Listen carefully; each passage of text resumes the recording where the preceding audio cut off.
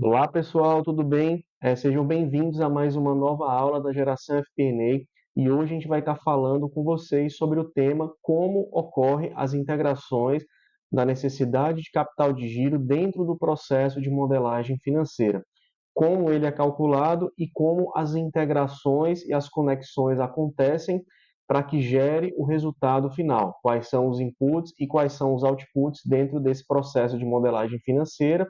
E no final, na última parte dessa aula, a gente vai mostrar para vocês como isso já funciona de forma automatizada e na prática dentro da nossa super planilha de modelagem financeira, onde as integrações já vão estar automatizadas para vocês, tá bom? Mas, em primeiro lugar, a gente vai fazer uma breve explanação aqui na nossa lousa, como já é de costume. E quando a gente fala sobre necessidade de capital de giro, que é fundamental para a tomada de decisão em relação a buscar novos endividamentos, a reserva financeira, a melhoria dos prazos, né, médios no que tange ali o funcionamento da operação, obviamente que a gente vai ter aqui alguns inputs e alguns outputs desse processo como resultado final. E o NCG ele tem um papel fundamental dentro de todo o processo de modelagem financeira, porque é a partir dele que a gente calcula a necessidade de capital de giro de um negócio. Se ele vai precisar fazer captações ou não vai, então ele é extremamente útil para fazer análise de cenários na nossa planilha, beleza? Como a gente faz, em primeiro lugar, né, o cálculo da necessidade de capital de giro? Primeiro são os inputs, né? Quais são esses inputs? A gente vai ter os prazos médios de estocagem, nós temos os prazos médios de recebimento, os prazos médios de pagamento e também pode ser uma quarta variável, que é o prazo médio, pode ser talvez ali de entrega ou prazo médio de fabricação. Esses dois aqui, eles estão um pouco juntos, tá bom? E a gente vai entender logo mais ali quando a gente for fazer um exemplo prático com vocês, tá? Os inputs para esse cálculo acontecer, basicamente são esses três aqui, onde a gente vai ter ali a soma mais e menos deles, que eu vou já mostrar para vocês, que vai gerar uma quantidade de dias de necessidade de capital de giro, sendo que, beleza, fiz a primeira parte, né, foi o que gerou a partir desses inputs, mas ali tem um resultado final, que é o resultado estratégico que a gente não fez ainda, né? E o que é que vai causar aqui o output desse processo? Vai ser a gente converter esses dias aqui em valores reais, ou seja, a empresa ela tem 30 dias de necessidade de capital de giro, mas quanto isso representa em valor monetário, né? Valor real. E não só isso, tá? Os inputs também, isso aqui é o mais básico aqui de finanças que a gente pode ter, mas outros outputs que são importantes é através do caixa da empresa a gente aprender a separar, né, o que é o dinheiro do NCG, o que é o dinheiro da reserva financeira e também o que é o dinheiro de ativo, né, de compra de ativo imobilizado. Esses são os outputs principais desse processo, né? Mas como a gente vai fazer isso na prática? Eu vou estar aqui agora abrindo um Excel com vocês para a gente já fazer como faz, né? Mostrar para vocês como faz essas contas e como a gente pode, né, automatizar isso. E depois eu vou fazer um exemplo prático na nossa planilha já montada de modelagem, onde vocês vão ter todas essas integrações que a gente está mostrando aqui para vocês de forma automatizada, sem perder muito tempo em termos de cálculo, beleza? Então vamos lá. Bom, pessoal, estamos agora aqui com o Excel em branco, tá? Então, como eu falei para vocês, a gente vai fazer aqui a parte teórica e prática, né, do esboço inicial, para depois mostrar para vocês como isso está automatizado dentro da nossa planilha de modelagem financeira, beleza? Então, como se calcula na prática o NCG? A gente tem aqui o prazo médio de estocagem, temos o prazo médio de recebimento e prazo médio de pagamento. Opa. Bom, agora a gente vai fazer aqui, né? Vamos fazer algumas datas subjetivas, tá? Onde a gente vai colocar aqui dias. Então, vamos supor que uma empresa ela tem um prazo médio de estocagem em 30 dias. É sempre importante que dentro desse prazo médio de estocagem, é importante falar para vocês que tem algumas ramificações, né? Como prazo médio de fabricação, deve ser considerado prazo médio de entrega ao fornecedor, porque na prática esse prazo médio de estocagem ele vai se referir à data zero, ou seja, onde eu efetuo o pedido de compra. Então, eu ainda vou sofrer um pouquinho com o tempo de fabricação, com o tempo de entrega do fornecedor e com o prazo que essa mercadoria entrando dentro de casa, ela vai ter para ser vendida. Então, tem essas três variáveis dentro dessa linha 5 aqui. Então, vamos supor que é um prazo médio de 60 dias. Vamos supor que hoje, na atual situação, né, a empresa trabalhe com recebimento de 30, ela não antecipe e ela paga o fornecedor ali com 20 dias. Ou seja, esse ciclo de caixa operacional, opa, ele vai ser igual ao prazo de estocagem mais o prazo de recebimento menos o prazo de pagamento, ou seja, 70 dias. O que é que significa dizer? Que a cada 70 dias, ou aproximadamente, você dividindo isso aqui por 30, a cada 2,3 meses, significa dizer que o caixa dessa empresa ele vai se regenerando. E se a gente pegar 365 dividir por 70, praticamente esse ciclo operacional acontece a cada 5 vezes dentro do ano. O que significa isso? Que a cada 70 dias é o tempo máximo para que a operação da empresa ela rode, né? Dentro de todos esses prazos. E são principalmente esses três prazos que são substanciais para todo o trabalho, praticamente, de modelagem financeira acontecer. Porque através do prazo de pagamento, que é feito todo o fluxo, né, das projeções de pagamento mensal, trimestral e anual de pagamento a fornecedor, assim como o prazo de recebimento também é feito todo o fluxo de contas a receber, que lembrando, né, vai impactar o fluxo de caixa, que vai impactar saldo de contas a receber no balanço patrimonial, e o de estocagem vai impactar o prazo, né, de compra e pagamento dessa compra dentro ali da nossa modelagem financeira. Então, a cada 70 dias, nesse caso aqui como exemplo, vou colocar aqui para vocês, vai acontecer esse giro de caixa, beleza? Sendo que agora vem aqui uma parte muito importante, uma parte prática, né? É como a gente vai converter esses 70 dias em valores, tá bom? Então, vamos supor que aqui a gente vai ter algumas análises que podem ser um pouco subjetivas e um pouco ali dependendo do estudo de caso que você queira avaliar.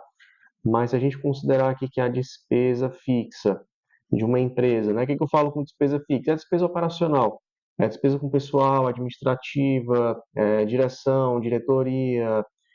Se você considerar, no caso, né, a despesa com marketing ali como sendo fixa, também vai entrar aqui dentro. Então, vamos supor que para essa empresa a despesa fixa dela está em torno ali de R$ 500.000, tá?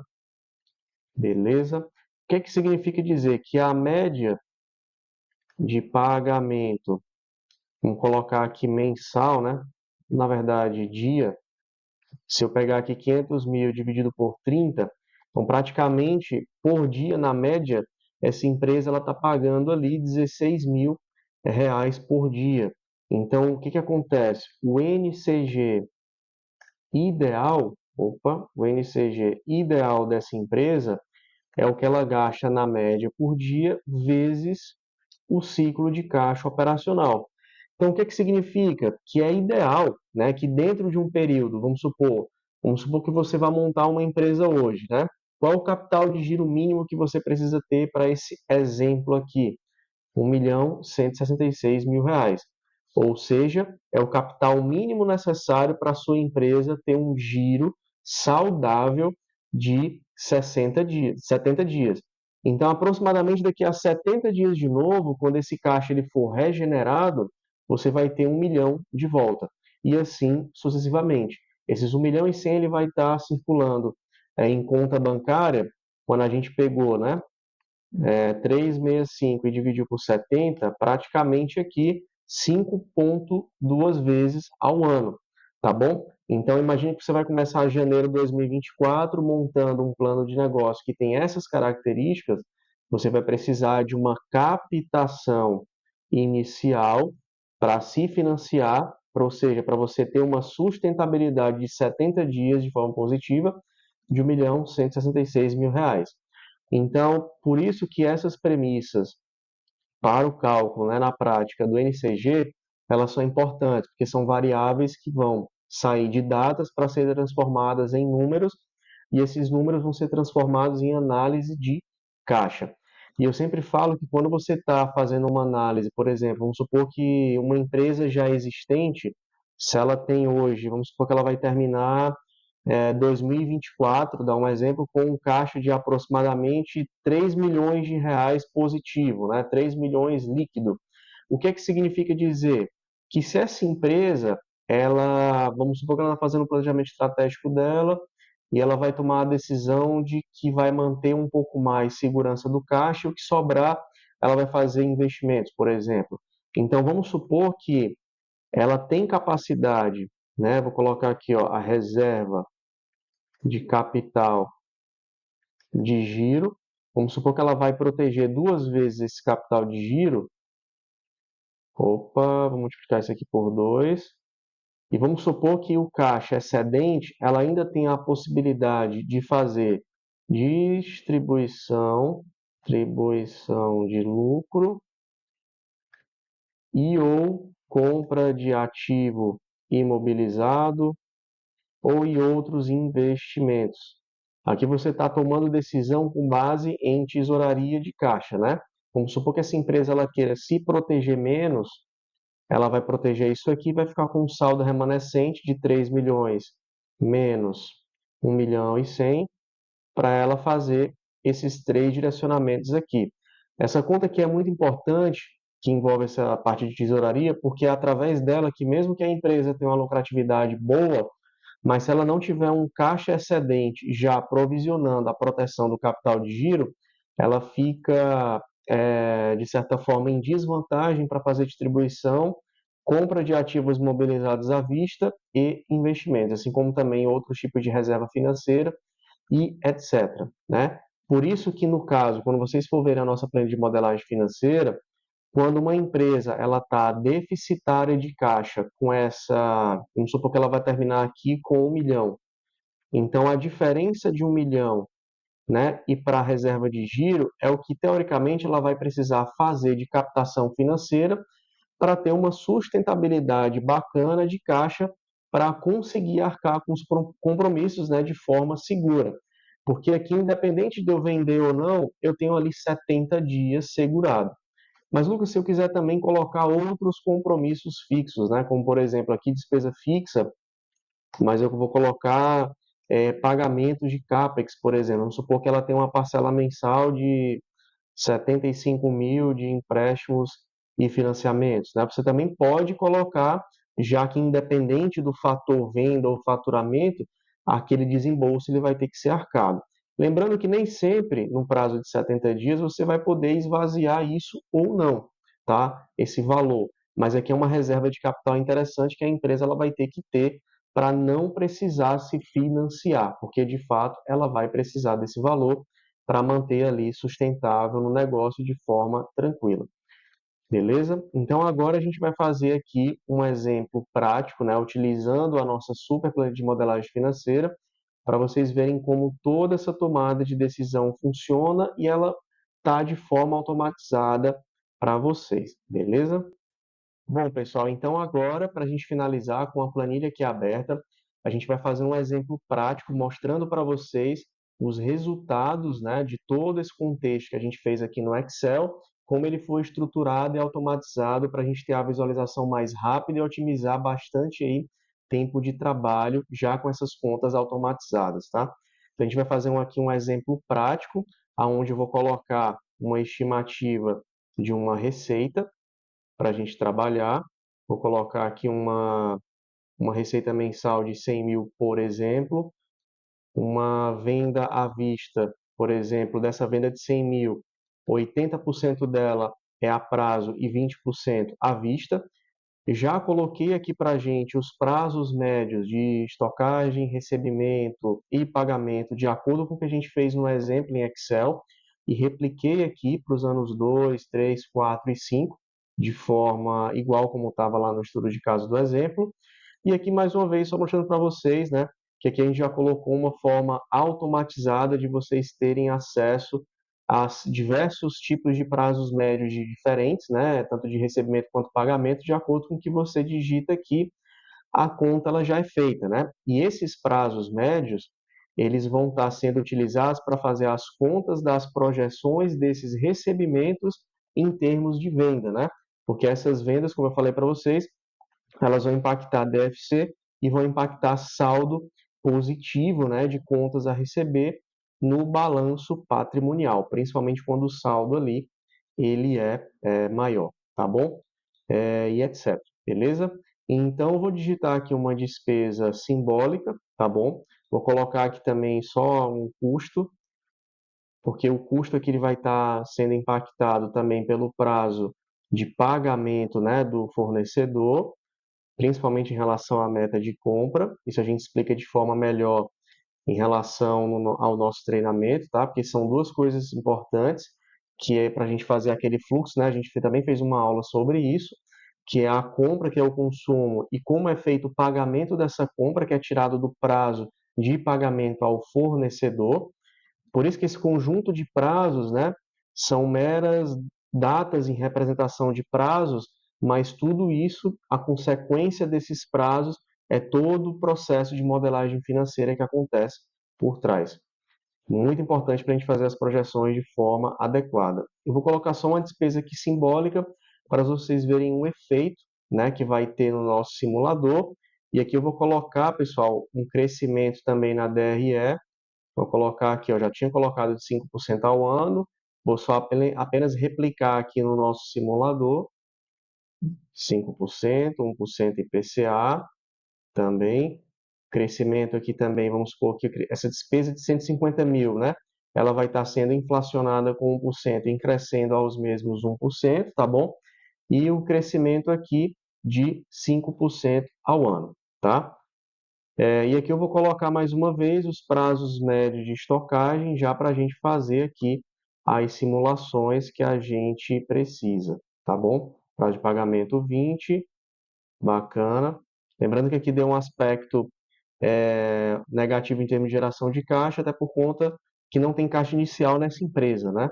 E está muito próximo, ó, daquele número que a gente tinha colocado, né, de despesas lá que a gente fez no exemplo, tá bom? Então, o que que acontece, ó? Aqui a gente vê um pouco mais embaixo o ciclo financeiro, ó, 70 dias, o giro de caixa, né? Quantas vezes esse caixa gira por ano, tá bom? O NCG ideal por ano, aqui, ó, ano 350 mil, e o reinvestimento em capital de giro, ou seja, o que que essa empresa ela precisa ter de capital de giro inicial para poder começar, né, e startar as suas operações. E da onde é que ele está puxando esse valor, né? De onde é que vem? Porque, por exemplo, se no ano 1, tá bom, o saldo acumulado negativo for 1.230.000, como está mostrado aqui, que vai puxar dentro da nossa premissa de DFC, Lucas, o porquê desse valor, né? Porque a gente, obviamente, subiu muito a despesa administrativa. Essa era a intenção para mostrar para vocês como isso representa dentro do simulador de cenários. Então, como a despesa é muito maior em termos da receita, do recebimento, então o caixa ele fica negativo no ano. Então, o que acontece? Quando a gente vai no simulador de cenários, a gente já percebe que ter essa despesa para esse caso, ele não é algo benéfico para o negócio. Então, quando a gente vê aqui ó, a geração de caixa 1.230.000 e a empresa, né, ela não tem um caixa ainda substancial para manter pelo menos sua operação, por que está dando 1.580.000? É justamente a soma do NCG ideal mais o caixa negativo que vai gerar a perspectiva, né? Que vai gerar de caixa final no primeiro ano. Quando acontece essa soma, o que que precisa? A empresa ela precisa fazer uma captação de 1.580.000 para liquidar o déficit de caixa e para começar, né, startar o ano com um valor positivo de 350.000 para ficar sustentável. E aí ela vai tomar a decisão de fazer captações estruturadas de endividamento, que a gente vai estar falando numa próxima aula, para liquidar esse passivo, perfeito? E com certeza vocês já estão vendo aqui que do ano 2, 3, 4 e 5 esse valor só aumenta, né? O valor se torna cumulativo, porque de fato, né, a gente está arrastando prejuízos, né, carregando prejuízos dos anos anteriores para estar aumentando essa posição de endividamento e possibilidade, né, de captação também. Então aqui vai estar montado esse quadro e tudo que vocês forem fazer de simulação, por exemplo, vamos supor que eu consiga reduzir o prazo desse estoque e consiga estar recebendo mais rápido. E diante desse cenário também, se o caixa for negativo e não for viável ter esse tamanho de despesa, e aqui eu também não considerei nenhuma inadimplência, né, que não é o caso agora. Mas vamos supor que ela faça agora a antecipação, né? A empresa ela está fazendo antecipação. O que é que significa? Que eu vou reduzir de 70 para 41 esse prazo, eu diminuo aqui significativamente, né, a minha necessidade de capital de giro, que passa de 350 para 209, ou seja, circula mais, mas o que também não inibe, né, que a despesa fixa ela ainda está muito maior do que ela deveria realmente ter, né, dentro do negócio. Então já sinaliza que teria que ter uma baixa, tá bom? Então é isso, pessoal. Espero que vocês tenham gostado. Nosso simulador ele já está fazendo todas essas contas, né, esses cálculos automatizados do que a gente viu lá na parte do Excel. E só para finalizar também, mostrando aqui para vocês que na nossa demonstração, ó, vocês já estão vendo que o contas a receber também já partindo do prazo, tá, de recebimento, perfeito? Por isso que está tudo aqui interligado e conectado e devidamente integrado para vocês terem agilidade no processo de estudo de caso, né, nos processos de modelagem financeira que vocês vão estar desempenhando, beleza? Então é isso, espero que vocês tenham gostado. Na próxima aula a gente vai falar um pouquinho também ainda sobre necessidade de capital de giro, mas muito mais dessa relação de como fazer, né, a tomada de decisão de captação estruturada, que está avaliando empréstimos, financiamentos, garantias, juros, prazos médios de pagamentos desses empréstimos, como fazer hoje no mercado o que a gente chama do que é uma captação estruturada dentro de uma empresa. Perfeito? Pessoal, então é isso. Espero que vocês tenham gostado. Abração e até mais.